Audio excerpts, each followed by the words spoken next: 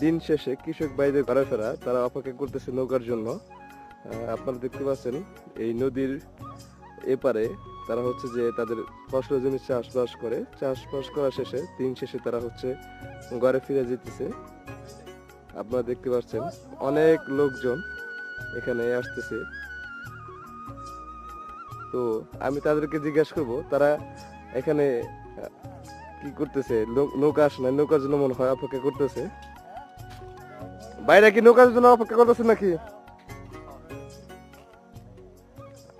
আমাদের যে নৌকা খেয়া বরাবর করে সেটা হচ্ছে ওপারে। আমি আপনাদেরকে জুম করে দেখাচ্ছি। এখানে কিন্তু অনেক লোকজন এসে জড়ো হয়েছে, তারা বাড়ি ফিরে যাবে। ইভেন হচ্ছে যে আরো লোক আসতেছে, আপনারা দেখতে পাচ্ছেন।